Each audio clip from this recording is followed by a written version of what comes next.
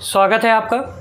आज हम पढ़ने जा रहे हैं क्लास 11 का मोशन चैप्टर। अब जो चैप्टर स्टार्ट हो रहे हैं आपके क्लास 11 के, ये समझिए यहाँ से आपकी कोर फिजिक्स की शुरुआत हो गई है। यहाँ पे हम पढ़ेंगे मैकेनिक्स जो फिजिक्स का एक पार्ट है उसको हम पढ़ेंगे, जिसके अंदर मोशन आता है, फोर्स आता है, वर्क पावर, एनर्जी, ग्रेविटेशन, ये जितनी भी चीज़ें हैं किसके अंदर आती है, मैकेनिक्स। तो समझिए पहले व्हाट इज़ मैकेनिक्स। मैकेनिक्स क्या है? मैकेनिक्स फिजिक्स की वो ब्रांच है जहाँ पे हम एक्सटर्नल फोर्स के कारण किसी भी ऑब्जेक्ट में जो मोशन आया है या ऑब्जेक्ट रेस्ट में है, इन सब का जहाँ पे हम स्टडी करते हैं वो किसके अंडर होता है? मैकेनिक्स के अंडर होता है।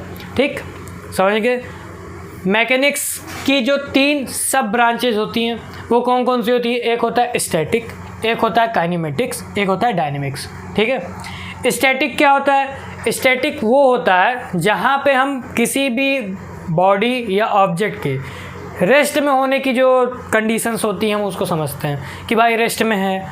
अब उसकी जो रेस्ट में है या बैलेंस है, हम इस चीज़ों को जहाँ पे स्टडी करते हैं वो किसके अंडर आता है? स्टैटिक के। काइनेमेटिक्स क्या होता है? काइनेमेटिक्स को हिंदी में कहते हैं शुद्ध गतिकी। इसका मतलब ये होता है कि यहाँ पे सिर्फ हम ऑब्जेक्ट या बॉडी की ओनली मोशन को कंसीडर करेंगे, उसकी स्टडी करेंगे, विदाउट ये जानेंगे नहीं कि वो मोशन किस कारण से हुआ है। मतलब रीज़न हमें यहाँ पे नहीं जानना है, ओनली उसके मोशन के बारे में हमें स्टडी करना है। ये कहाँ पे हम करते हैं? काइनेमेटिक्स में। एक बार फिर सुन लीजिए, काइनेमेटिक्स में हम क्या करते हैं? ओनली बॉडी या ऑब्जेक्ट के मोशन के बारे में स्टडी करते हैं, विदाउट ये जाने कि वो मोशन और जो मोशन उस बॉडी में आया है वो किस कारणवश आया है, ये हम यहाँ पे कंसीडर नहीं करते हैं, ओनली मोशन को समझते हैं।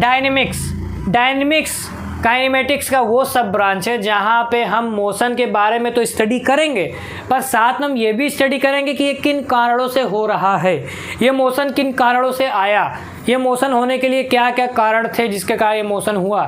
तो ये सब चीज़ें जहाँ पे हम स्टडी करते हैं वो क्या होता है? डायनेमिक्स में मोशन के जो कारण होते हैं उसमें हम फोर्स को भी कंसीडर करते हैं। तो ये बात याद रखिएगा, डायनेमिक्स में हम फोर्स विथ रीज़न कंसीडर किया जाता है, काइनेमेटिक्स में ओनली मोशन को कंसीडर किया जाता है, और स्टैटिक में सिर्फ उसकी रेस्ट पोजीशन को कंसीडर किया जाता है। ठीक है, इतनी बात क्लियर हो गई? चलिए ठीक है।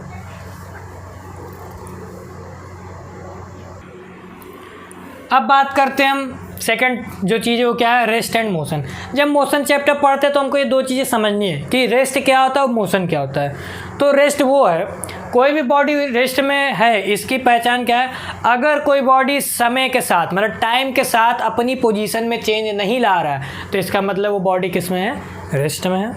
और मोशन क्या है कि अगर बॉडी टाइम के साथ अपनी पोजीशन चेंज कर रही है, मतलब 1 सेकंड पहले यहाँ था मेरा हाथ, 1 सेकंड बाद मेरा हाथ यहाँ पे चला गया, तो मैंने अपनी पोजीशन चेंज किया, ये पोजीशन का चेंज होना ही क्या कहलाता है?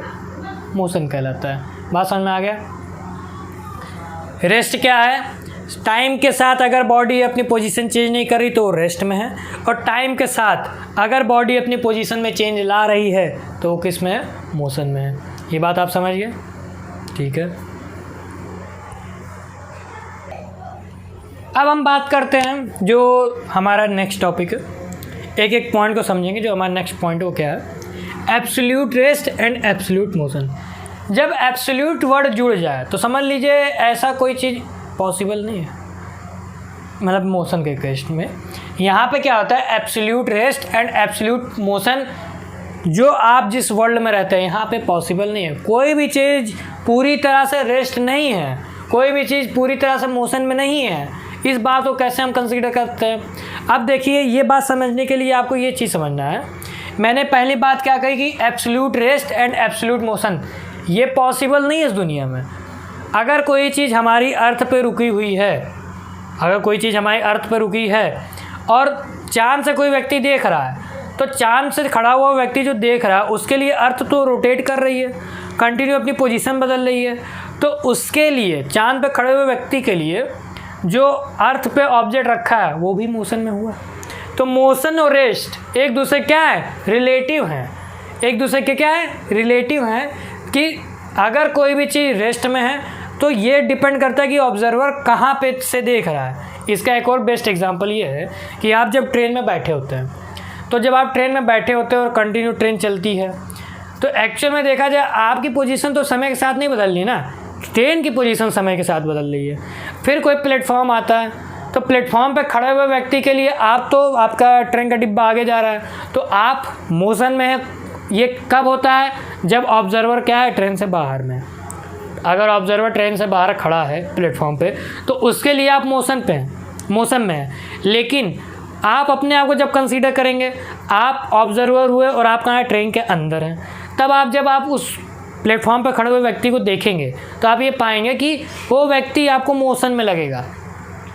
तो केस कैसे बदला है? एब्सोल्यूट, देखिए एब्सोल्यूट वर्ड को यही समझना है कि कोई भी चीज़ रेस्ट में नहीं है। एक्चुअल में रेस्ट में उस प्लेटफॉर्म पे एक व्यक्ति बैठा है, लेकिन आप ट्रेन के डिब्बे के अंदर है जो मोशन में है, जिसके कारण आपको वो ट्रेन से बाहर बैठा, मतलब प्लेटफॉर्म पे बैठा हुआ व्यक्ति मोशन में लगता है।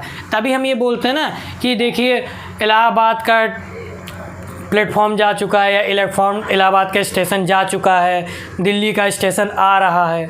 तो ये हमारी जो बातें निकलती ना, ये दिमाग में साइकोलॉजिकली इफ़ेक्ट डालती है कि हम ट्रेन के अंदर बैठे हैं, हमारे लिए चीज़ें मूवमेंट में हैं। तो इसलिए हम कहते हैं ना कि आगरा के स्टेशन चला गया, दिल्ली का स्टेशन आ रहा है। अब भाई चल के तो नहीं आएगा ना, आपकी ट्रेन वहाँ जाएगी तभी तो चीज़ें आ रही हैं, और आएगी भी क्यों? स्टेशन जो है वो वहीं पे है, आपकी ट्रेन मोशन में कर रही है। लेकिन आप ऑब्जर्वर है जो ट्रेन के अंदर बैठे हैं, तो आपके लिए चीज़ें ऐसी लगेंगी कि आप रेस्ट में, बाकी चीज़ें मोशन में हैं। तो बात समझ गए? एब्सोल्यूट रेस्ट और एब्सोल्यूट मोशन पॉसिबल नहीं है। रेस्ट और मोशन एक दूसरे के क्या है? रिलेटिव है। डन? समझ गए? चलिए।